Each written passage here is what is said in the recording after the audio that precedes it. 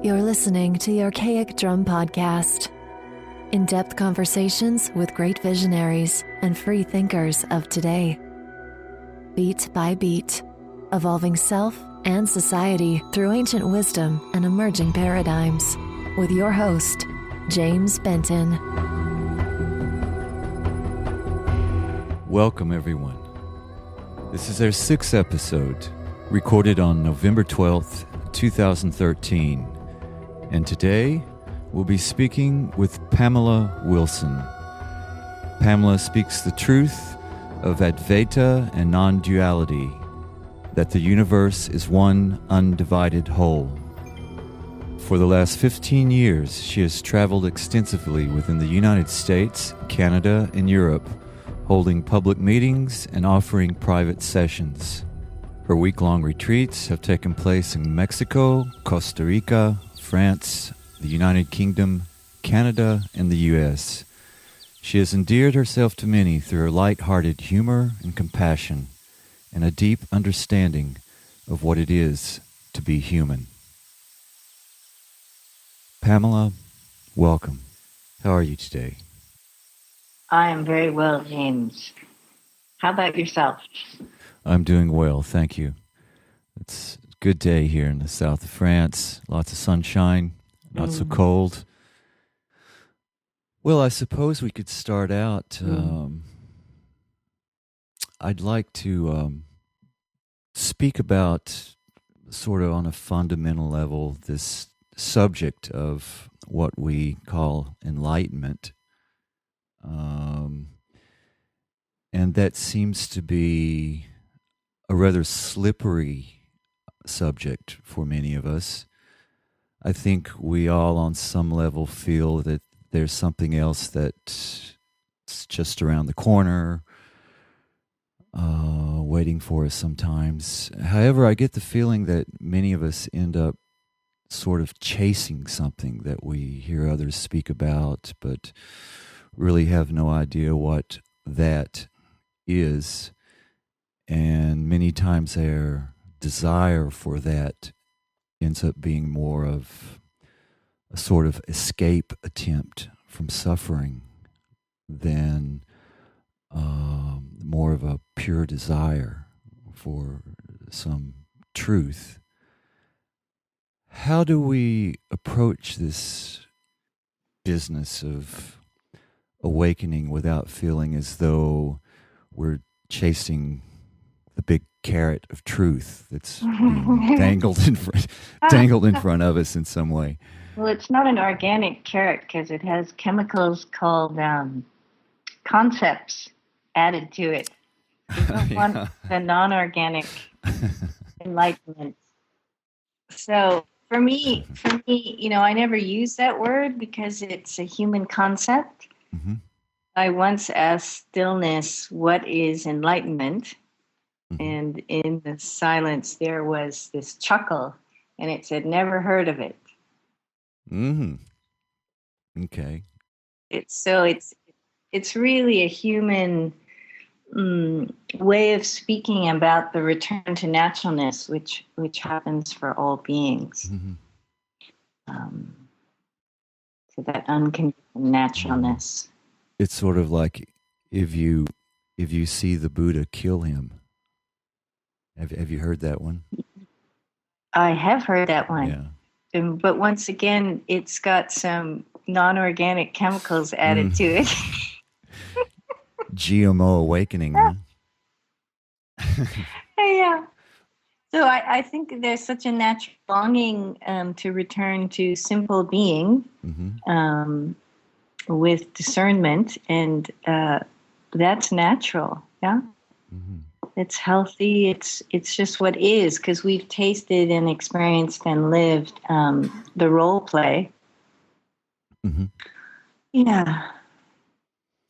So we've enjoyed our Shakespearean role play, and now we're going for, hey, I want to retire. Mm-hmm.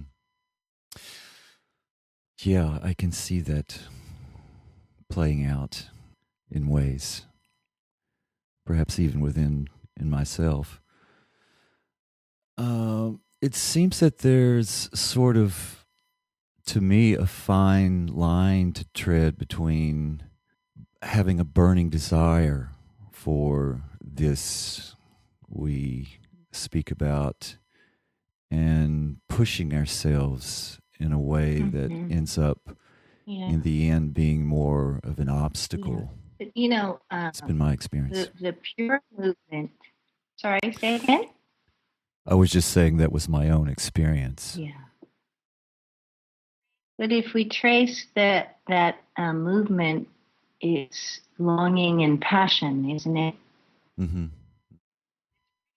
It's pretty choiceless. You're minding your own business, and all of a sudden this fire comes over you. Yeah, like, where the hell did that come from? I'm on India. Yeah. Who did that? Absolutely. I suppose one can easily enough let themselves fall into the attitude of being that it seems to be so distant to some of us that, and I've seen this with some people, an attitude of that this just isn't for me, that this just isn't something that's going to happen this time around. But there's some mischief in there from thought. Mm-hmm. There's lately I've been talking about everything as an app, like on phones and stuff. Yeah. So that there's time app, the doubt app, and just maintaining separation app. Mm-hmm.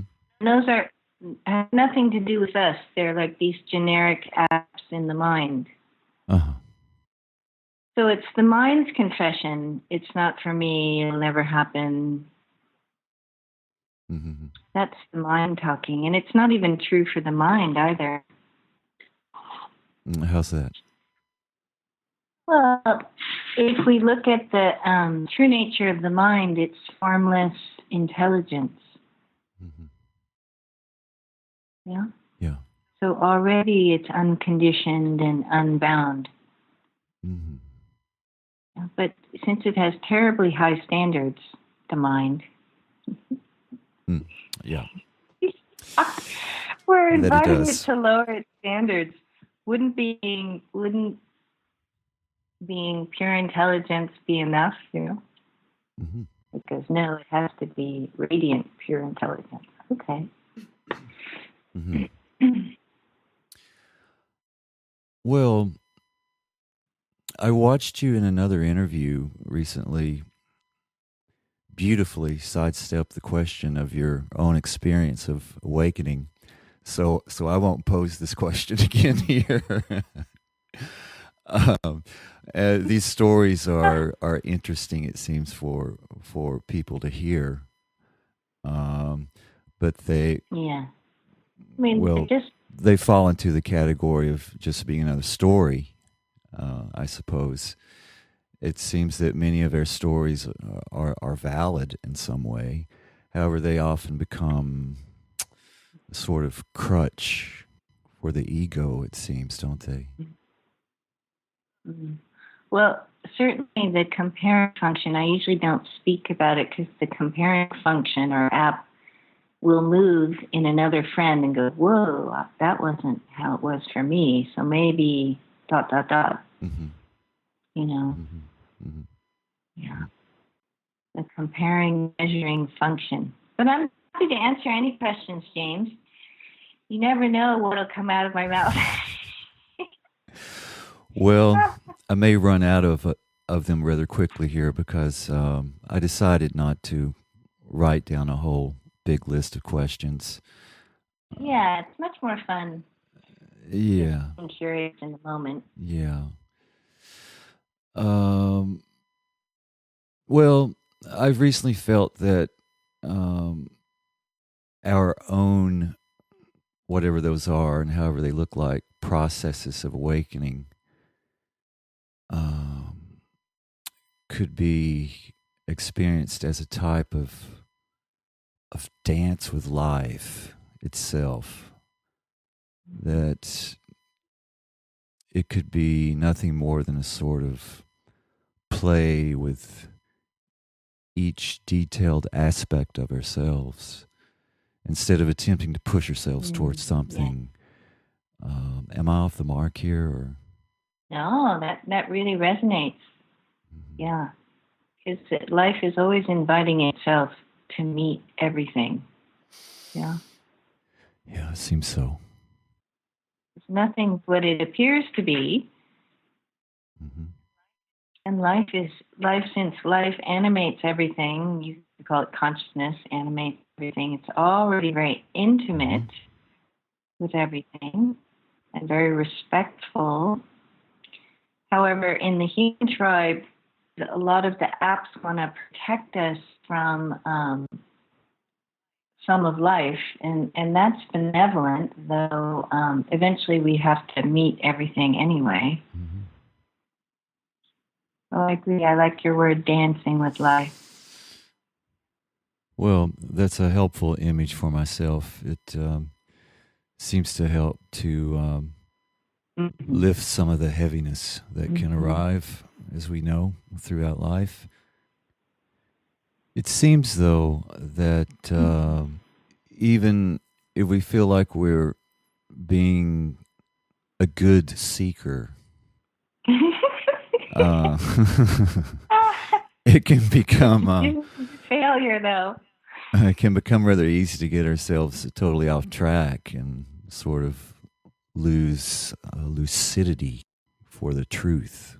I mean, it feels that way to me. Yeah. Well, what happens is thought co-ops the longing. Because thought is really the seeker. The mind is really the seeker, not us. So we want to show the mind its true nature, because otherwise it'll just keep saying, oh, this isn't it, this isn't it. Because if the mind is identified, it's in the past or the future. So it can never really deeply savor what's here now, and thus it runs past the natural wakefulness all the time. Is it something we are missing there? No. It's something the mind is missing. You already are free because you're formless awareness. Yeah. I mean, you can't imprint or condition formlessness. That's why the sages say it's already free. We experience the conditioning in the body-mind, and then the identification app, me and mine, it says, "Oh my God, I'm a mess," or like, "Oh."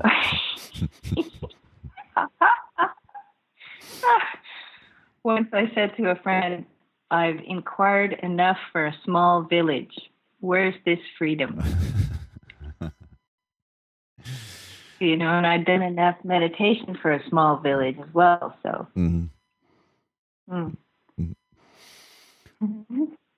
So you that was saying it's not here. Was there a long period in your life that you did a lot of meditation and conscious seeking? From 1976 to 1987. Serious seeking. And it was cool because what we don't notice about spiritual practice is it's for all beings. We're sitting for everyone, or we're inquiring for everyone. It's not for us. There's never a personal enlightenment, so to speak. It's for the lightening of all beings. It's not for just one friend. Yeah, sort of the bodhisattva vision. Yeah, but that's who we all are already. Yeah. So, but let's, we could really cut to the chase, James, because you're already free. We could go through the checklist. There's a really simple checklist that even doubt goes, wow, okay. Oh, yeah. That's what I've been needing, is a checklist. Oh, yeah. That's right. We are going to be efficient sages. So, I mean, awareness, you can move it around your body, right? Like you can visit your knee or your foot or your ears or... Yeah. Yeah? Yeah. So that means it's formless. And if you hear a funny noise, it all of a sudden can go behind the back and be curious about the sound. Yeah. So it's not contained in the body. And now we have our two checklists marked off. We have that it's not containable and it's formless. So it's free to be curious. It's free to move. It's not contained by the body. Now, can you imprint or condition something that has no form? I would find that difficult to do here in this moment. Yeah. So, and could we measure the intelligence of awareness? I can't do it at this point. Yeah. So it has an immeasurable intelligence. It's uncontained. You really can't contain it in anything. When I was little, my mother used to say, if I was very exuberant, contain yourself. And I would look at her like, what on earth is she talking about? But then we become adults and we are apparently contained. So since you're formless, pure awareness, are you subject to death? That's a good question. What could death do to something that has no form? Well, that's certainly one to think about. Don't think too much about it. Yeah. Well, perhaps better said to just be with for a while. Yeah, there you go. Muse on that. Oh, yeah. Yeah. So, let's see. So you're immeasurable, uncontainable. Yep. Deathless, formless, and always here. Can you notice that awareness is always here? The body, when it was, born might have been 6 to 8 pounds or 10 pounds, and same awareness looked out of the eyes, ever the same. Always here, ever the same. Now, that's my main checklist, but then I have some really cool, fun stuff. Oh, yeah. Yeah? Yeah. Lay it on Okay. us. Let's have some fun. So the Great Sutra, just to finish the checklist off, the Great Sutra is water cannot burn you. No, water cannot wet you. Fire cannot burn you. Death cannot touch you. It's some pointing from some old sage. Pointing to that you're formless. Nothing can mess with you. You are the eternal one, life itself. Now then the fun, I find bonus fun, is notice that we are that which is aware of sound, right?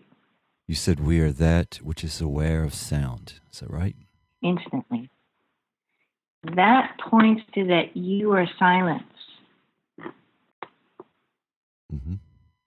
That's why if the mind chatters a lot, eventually silence says, hey, pipe down. I'm over here. That's right. What are you looking for? I'm right here. So silence is aware of sound. Then we're effortlessly aware of movement. That points to that we are unmoving. So this is really trippy. I love this stuff. Because perception has us believe that we're an object moving in time and space. Or actually, it's not even perception. It's really thought interprets that. But as awareness, you're unmoving, aware of any movement, emotion, or sensation. You hear thought talking to itself up in the office. Mm. You're going, That spacious office up there very spacious. on the top floor. Yeah. Yeah. And then, okay, so you're the unmoving aware of movement. You're stillness aware of sound. You're silence aware of sound. This is really cool. You are the unconditioned aware of conditioning. Aren't we instantly aware of the nonsense or protective services? Or so we are the unconditioned aware of when the apps start trying to help. Mm-hmm. We were never conditioned, which is why we notice conditioning. And even when we're very young, we're like looking at the adults going, okay, everybody relax. What is going on? We'll get through this. Just sit down, take a deep breath. Is this what we got to look forward to?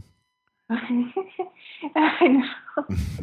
And then the other fun thing is, since you never identified, the only way we can identify is if we have thought giving us our script and saying, you like this, you don't like that, oh, that was mean, how dare they, all that stuff. That's our script. Mm-hmm. So we're non-identified, always aware of identification. Because for the most part, if we look at life, for the most part, we're in this non-identified, relaxed noticing. Mm-hmm. And then, you're tired, or you ate something funny, or too much stimulation, or too much to do. And all of a sudden, all the apps start moving and offering help. A little bit of suffering, and then it comes in. Suffering, yeah, nicely said.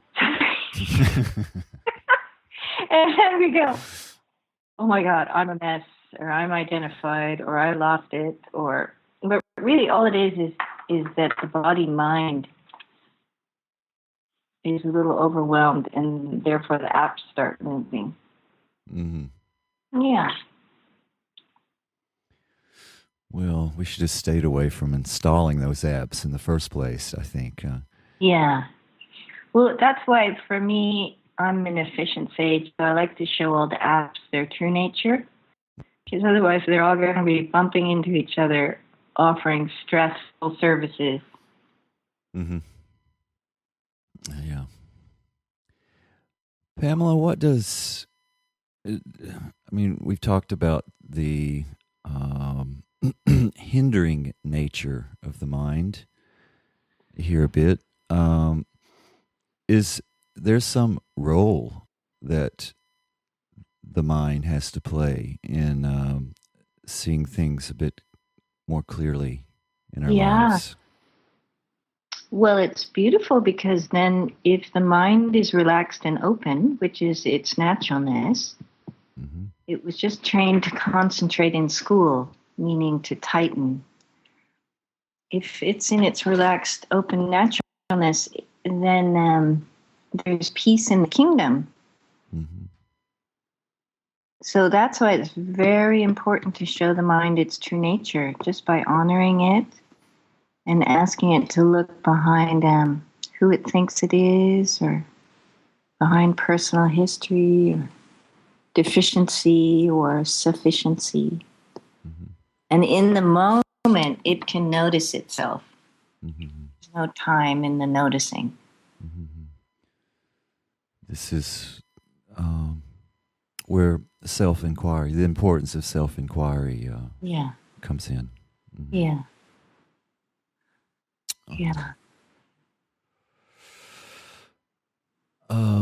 I don't know if you have any thoughts on this, but what role, if any, does spiritual practice, meditation, yoga practices, etc., play in helping us to awaken from our little dreams? Well, if we really reduce it down to its simplest, all it does is it soothes the body mind. Mm-hmm. You know, so like the Bushmen, they have some ceremonies where they dance all night.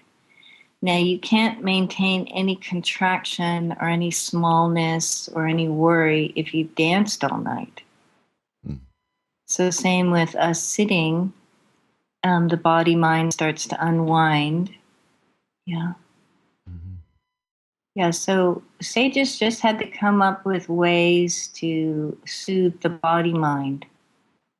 Because, and it's mainly because in the reptilian brain, there's these really ancient survival concerns. Mm-hmm. You know, from the era of the dinosaur, who knows?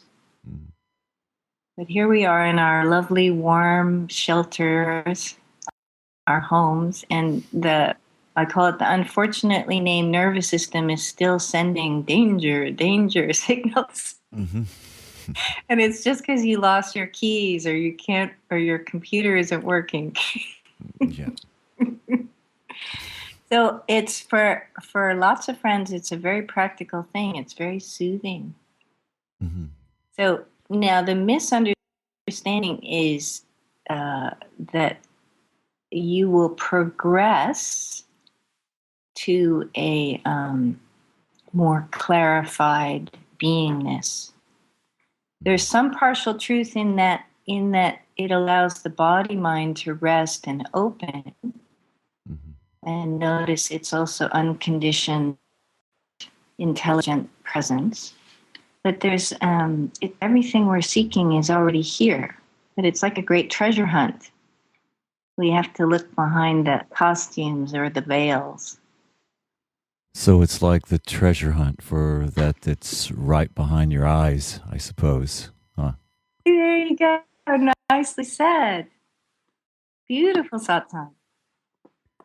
Pamela, I read something on your website and I'd like to read it.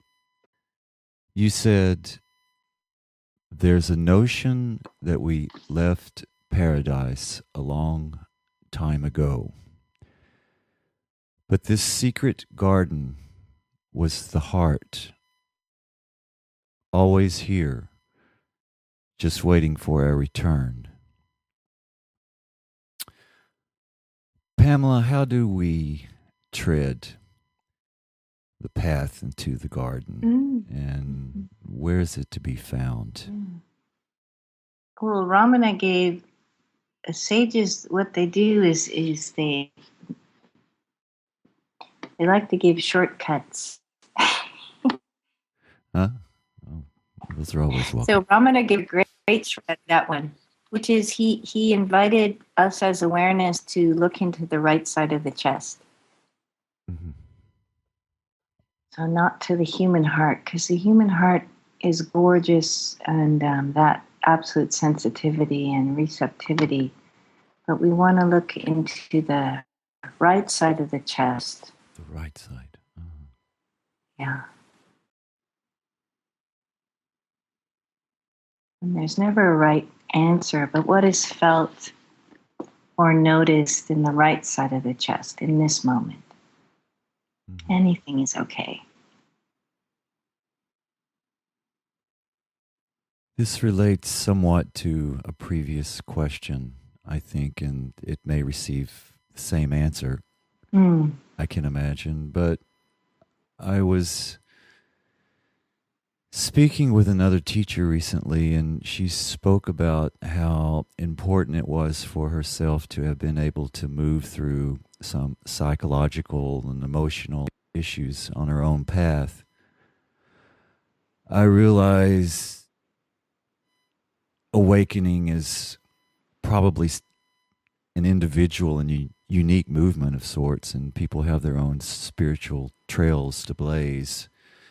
Do we just need to fall on our asses and just stop, or is there a role in healing these parts of ourselves for us to be able to move closer to that which is sought? Well, just the fact that we can notice the restlessness or the suffering inside points to that we don't have that within us. Mm-hmm. That we are free of suffering and restlessness. Then as compassion, we're going to go be with that, and it's choiceless. I mean, we might spend a few decades trying to run away from the suffering inside, or sedate it or medicate it, or throw whatever you throw at it to get it to calm down. But after a while, we realize, hey, it's not working. I call it throwing peanuts at a mad elephant or a wild elephant. It's not gonna work. Mm-hmm. But being with it, just being with it as this. A friend of mine recently called it friendly space, as this warm-hearted space. Mm-hmm. And we notice instantly it starts to relax. And that's actually our gift we give the group consciousness. Because none of these things are owned by anyone. Suffering isn't personal. Suffering is a group misunderstanding. Well, to continue on with this subject, we just witnessed the big typhoon that hit the Philippines a few days ago, and the amount of suffering that it seems to have brought to that region. I had thought, in relation to this, I had thought long and hard about something that a man named Punjaji, or Papaji, I think you probably know of him, told me once while I was in India. You lucky man. And I had fallen into the deepest state of suffering that I'd ever experienced while I was there, from a bad case of amoebic dysentery. Oh yeah, that'll do it. That I picked up just right after pretty much right after I arrived. And I told him about that one day. And he just looked at me and said, you don't have to suffer. And then he went on to tell me to eat some rice pudding and 4 bananas a day, and sent me on my way, and that was that. So, normally not things that would be good for amoebic dysentery, but I followed his orders. And funny enough, a few days later, I was in fact feeling a bit better. So anyway, is there some big message? I mean, considering how strong that appears to the average human being, suffering, and how that can come with such a force. Yeah. Is there some big message here, Pam? Well, physical suffering is a little less easy to welcome. But everything is just trying to get closer to this benevolent space, this warm-heartedness that you are, that we are.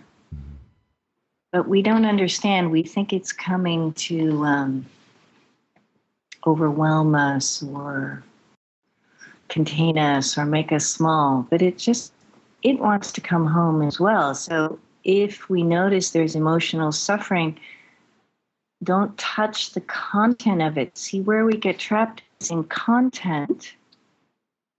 And it's designed to distract us. But just sitting with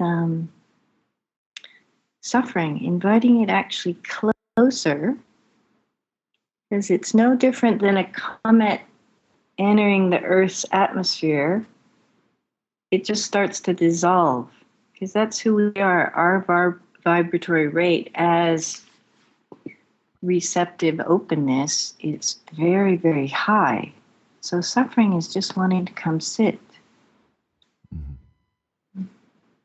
And it's much easier to work with the root rather than the branches. We're always trying to work with the branches of the suffering. But no, the root is, it doesn't want to be suffering anymore. And who does it present itself to? Mm-hmm. Mm-hmm. Scribbling some notes there. No, sometimes the energy starts to move a lot in the body, and then the body starts to. I know what if you I mean. was satsang, I'd be going like. I'm squirming. Instead, it was just mixing little circles. I'm squirming in my chair myself here as we speak about these things. So Yeah, but it's like life gets excited when we're really listening deeply or looking deeply or sharing a true conversation, and then the energy starts to rise, doesn't it? Yeah. Well, looks like I'm nearly out of questions. That's good. That's fine. We can really just stop it all, huh? Yeah. But this is a beautiful. I have to take it out of the personal, James, once again, because life has been having this conversation with itself for millions of years, and it's deep pleasure to speak about the mystery and about all the forms it takes, and it's all precious. Oddly enough, even identification is a very cherished function. Yeah. Separation is a very benevolent, protective function. Oddly enough, they're all formless, so none of them exist, but that's why they have to overact. But it's all benevolent. Yeah. Pamela, does it come down to reaching the point where we are ruthlessly honest with ourselves to really begin to get what our lives are really about, it seems? Very wise. Mm-hmm. Very wise. And I was so amazed when by two sages said. One was from Lao Tzu. He said to be like a kind-hearted grandparent inside. So he was one of the great scholars, just the way the Dalai Lama is one of the great modern scholars, and they both said the same thing, kindness.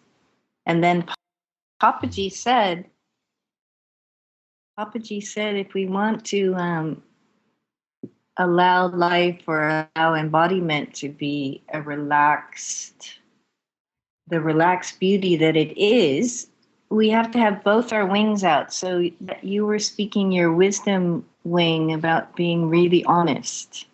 Yeah, that's your wisdom wing. But Papaji said you also have to stretch out your compassion wing. Because if I just have my wisdom wing out, I'm going to be flying in circles. But if I unfurl my compassion wing, that being tender or gentler within, then everything goes, ah. So, I had my wisdom wing out for most of the seeking. And it was only when the kindness and respect wing unfurled that everything came to rest, with some few exceptions. But it was an extreme shift when that gentleness expressed itself inside.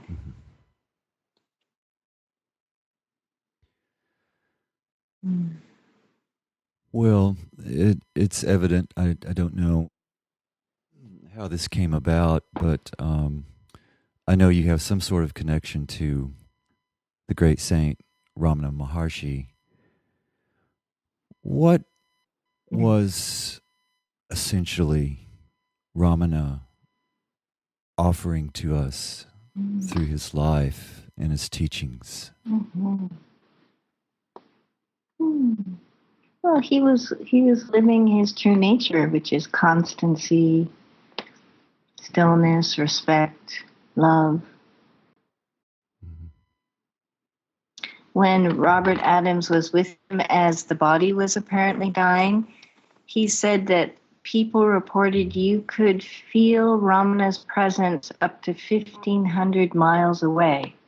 Mm-hmm. So even though he had uncontained his presence during his life as stillness, just letting the love flow, just, being this completely uncontained stillness. Then when the body was subsiding, somehow it even opened more, Mm-hmm. So what a great gift. We can all give that gift. Yeah. Yeah. We can all give that gift. He also honored everyone equally. He didn't see any distinction. Mm-hmm.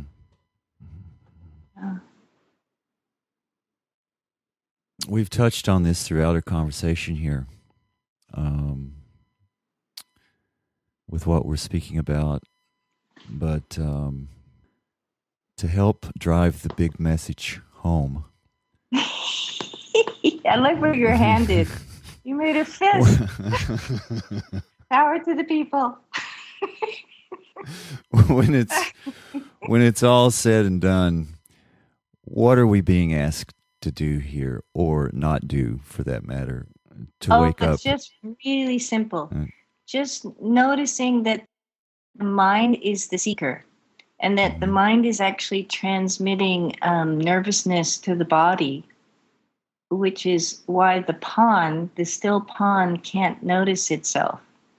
So if there's high winds, the pond is going to be, wavy. Mm-hmm. So if you bow to your mind, it starts to unwind and relax. Mm-hmm. And then you can just show it its true nature, which is just,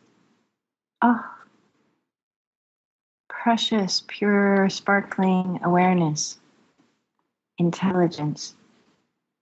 And you can even ask the mind, are you the seeker? It goes, you betcha. You betcha. I am determined to reach the promised land. And when you ask the mind what would satisfy it forever, all it wants is just peace, quiet, little respect. Right? We go, yeah. Of course, that's who you are. Peace, quiet, pure respect. So there's nothing wrong. There's just a little bit of tumult in the stillness. Mm-hmm. Yeah. Pamela, thanks so much for speaking with us here today. Oh, my pleasure, James. Anytime. I see you have satsangs coming up in San Anselmo and San Rafael, California, and in Seattle and Vancouver as well. Mm-hmm. Is that correct? Mm-hmm. And you'll be And then I'll be back.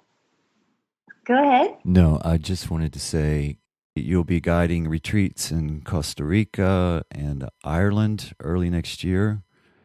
Yeah, Ireland in May, and also I'll be in Paris in May. Oh, you will? Yeah, and then I usually do a retreat in Puy-Ricard, a weekend retreat also in the spring in the south of France.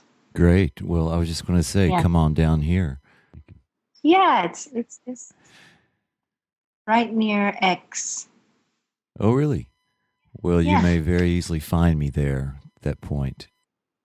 Okay, cool. It'll be on your website, that retreat? Yes, and Tony has your email, so he'll send you a little note. Fantastic. I'll look out for that. I saw on your website, Pamela, that anyone under the age of 25 can attend your weekend gatherings for free. Is that right? Oh, absolutely.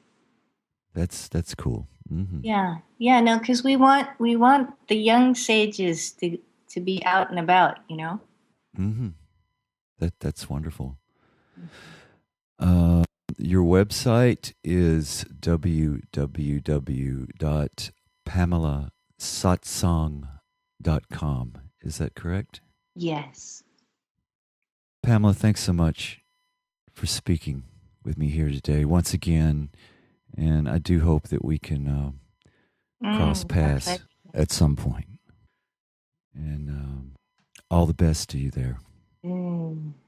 Namaste, dear. Namaste.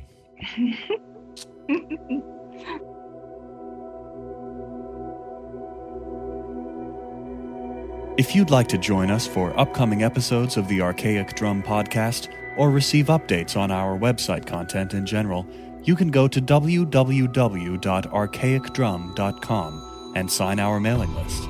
We're also to be found on Facebook, Twitter, and Google+. Thanks so much again for joining us for the Archaic Drum podcast.